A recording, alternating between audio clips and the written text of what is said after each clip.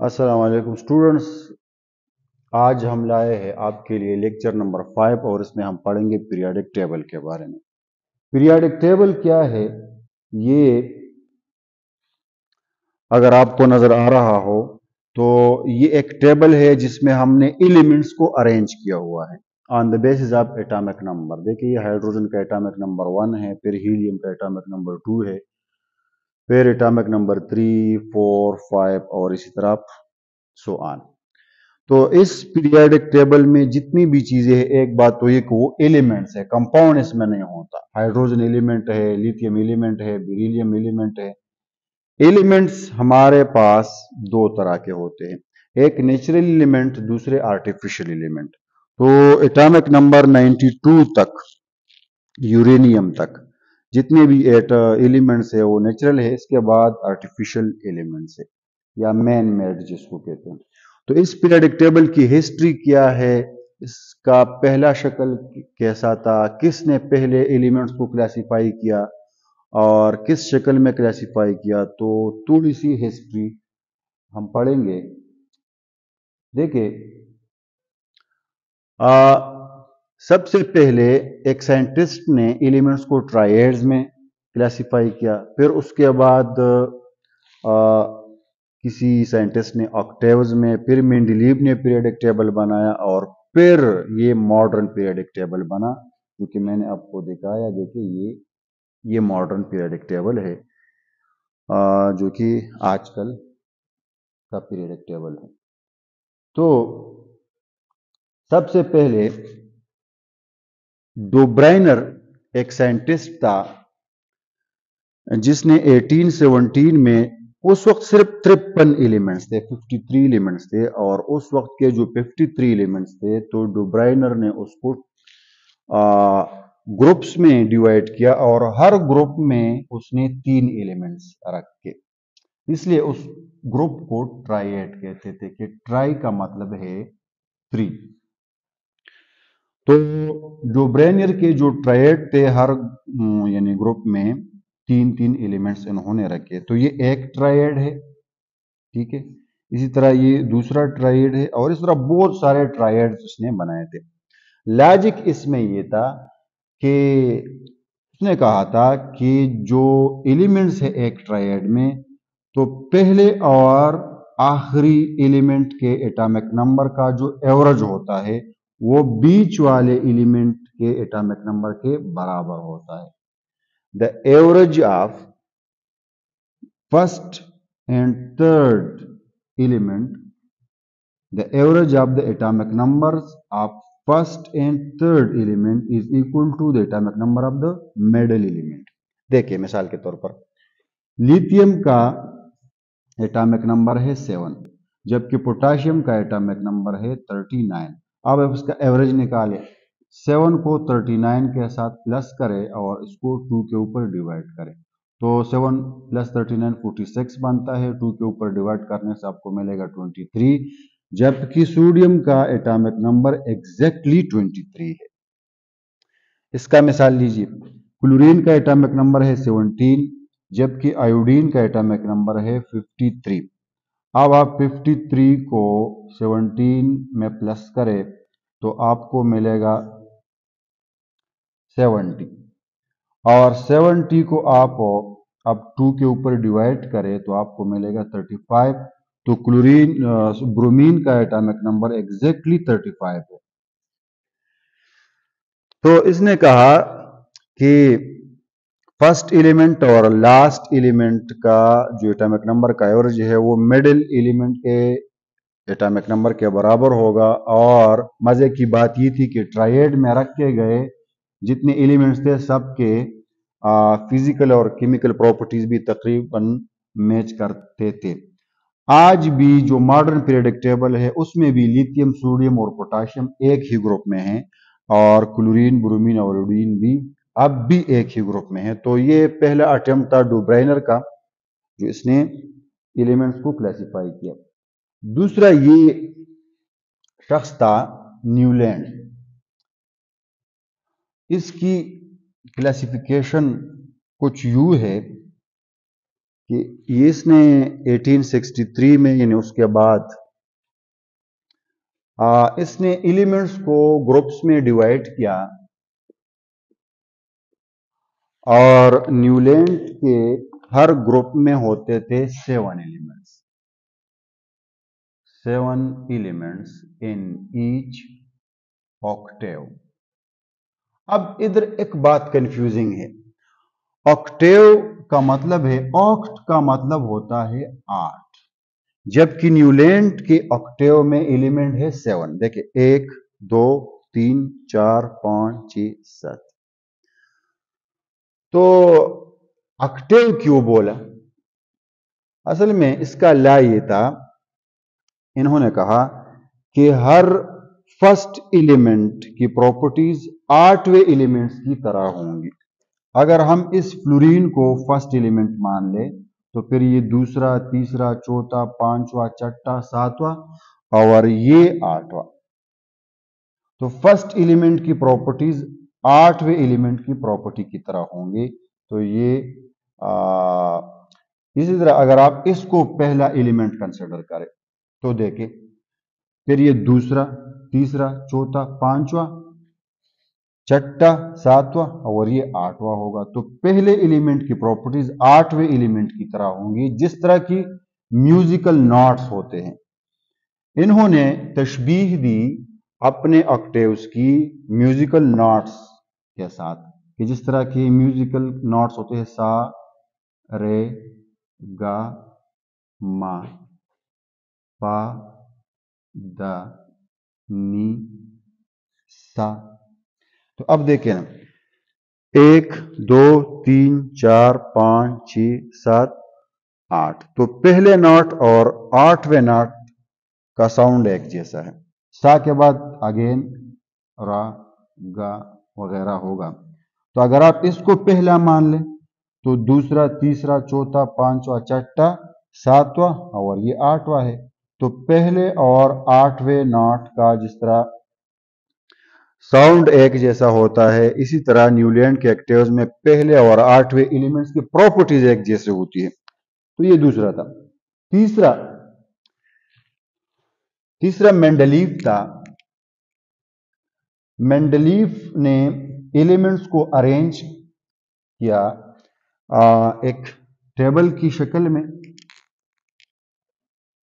और इन्होंने atomic mass की बुनियाद पर on the basis of atomic mass इन्होंने एलिमेंट्स अरेंज किए। हाइड्रोजन का एटॉमिक मास 1 है, लिथियम का उससे ज्यादा है, बेरिलियम का 9 है, बोरान का 10 है, फिर कार्बन का 12 है, और इस तरह इन्होंने एक टेबल बनाया। और इन्होंने कहा कि एक ही ग्रुप में जो एलिमेंट्स है उनके प्रॉपर्टीज एक दूसरे के साथ मैच करते हैं। इस तरह इसके प्रॉपर्टीज एक दूसरे के साथ मैच करते हैं। लेकिन इसमें खामियां थी, और पहली खामी तो ये थी कि इस टेबल में जगह जगह खाली जगह आपको नजर आएंगी, जबकि मॉडर्न पीरियडिक टेबल में ये खाली जगह नहीं होती।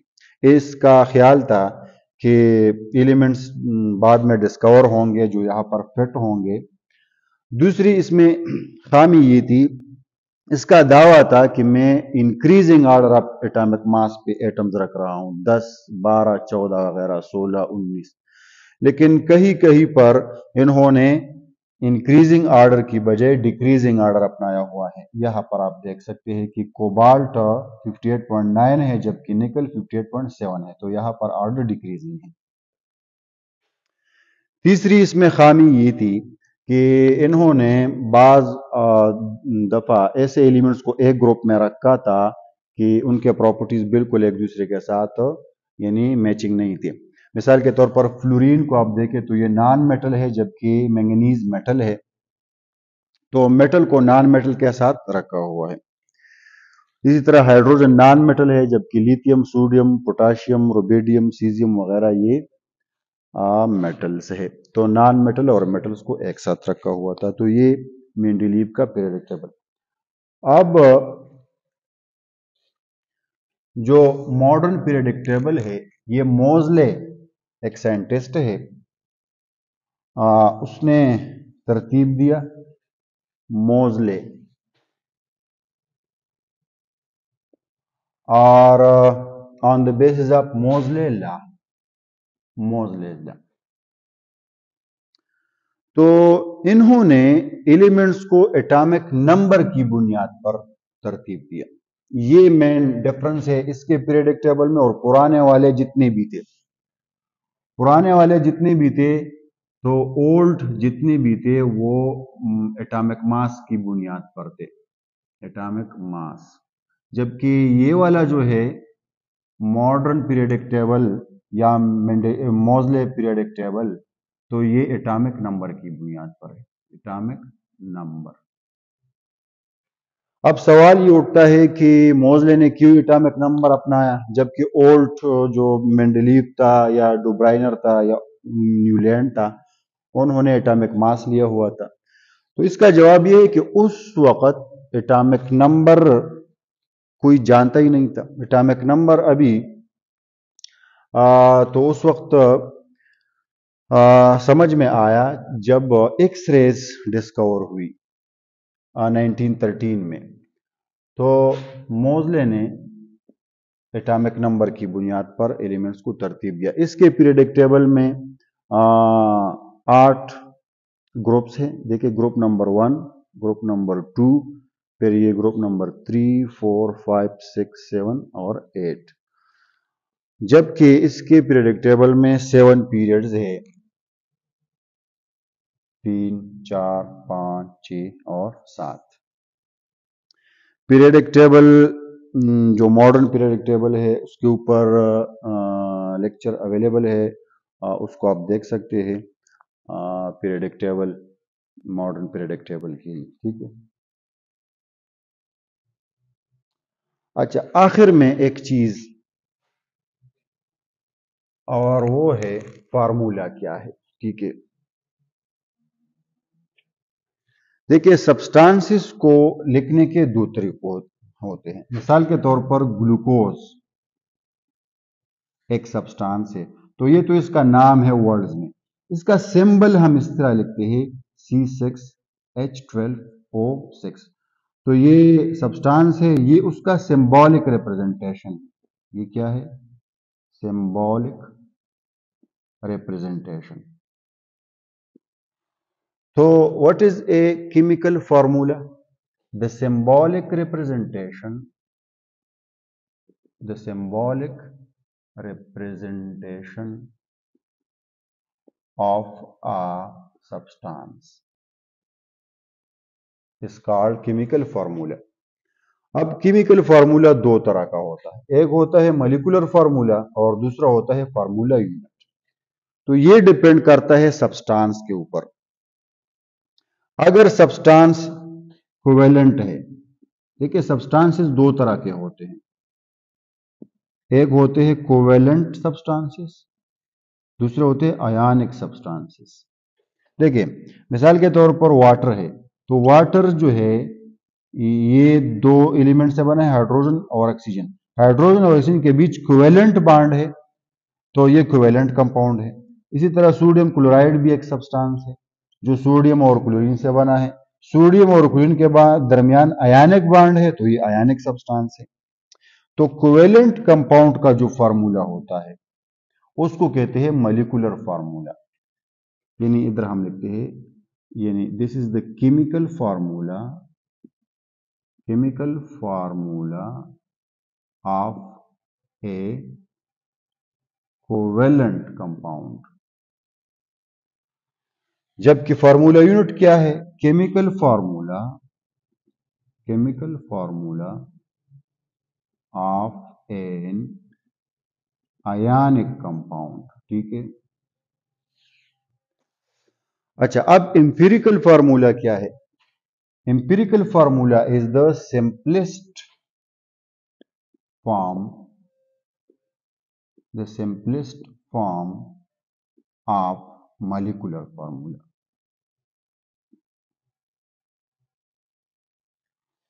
यानी ये जो मॉलिक्यूलर फार्मूला है इसका सिंपलेस्ट फॉर्म कहलाता है empirical formula. For example glucose है, उसका फार्मूला क्या है C6H12O6, ये इसका मॉलिक्यूलर फार्मूला है। ये क्या है इसका मॉलिक्यूलर फार्मूला। इसमें रेशो क्या है, कार्बन के 6 एटम, हाइड्रोजन के 12 एटम, ऑक्सीजन के 6 एटम, 6:12:6, 6:12:6।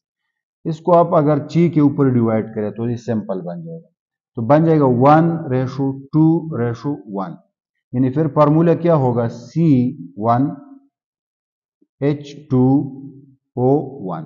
तो 1 को तो कोई नहीं लिखता, तो ये CH2O बन गया। ये CH2 इसका एम्पिरिकल फार्मूला है, एम्पिरिकल फार्मूला। अच्छा, चले एक एग्जांपल और लिखते हैं। मिसाल के तौर पर C2H6, ये ईथेन का क्या है मॉलिक्यूलर फार्मूला है, ठीक है, मॉलिक्यूलर फार्मूला। इसका एम्पिरिकल फार्मूला क्या होगा CH3, ये इसका होगा एम्पिरिकल फार्मूला। एक मैं आपको मिसाल लेता हूं, मुझे फिर कमेंट सेक्शन में बताएं कि इसका एम्पिरिकल फार्मूला क्या होगा। C4H10, ये मॉलिक्यूलर फार्मूला है, आप मुझे इसका क्या बताएं एम्पिरिकल फार्मूला बताएं। अच्छा, एम्पिरिकल फार्मूले के बारे में एक पॉइंट में आपको और, कि अगर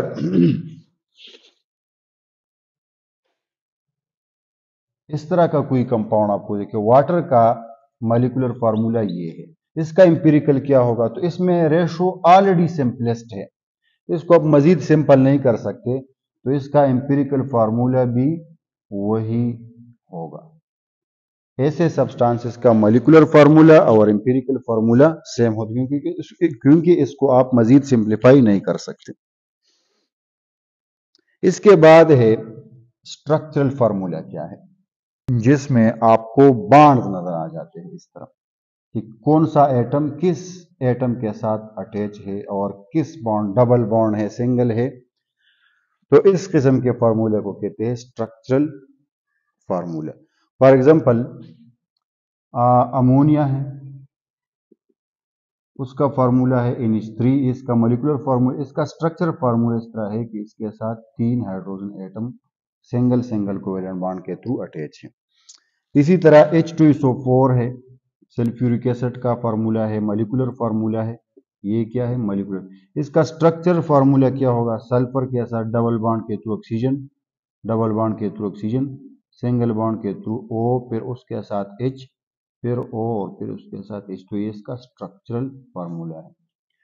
तो इसी तरह ये वाटर का स्ट्रक्चरल फार्मूला है और ये बेंजीन का स्ट्रक्चरल फार्मूला है। C6H6 है, उसका स्ट्रक्चरल फार्मूला ये है।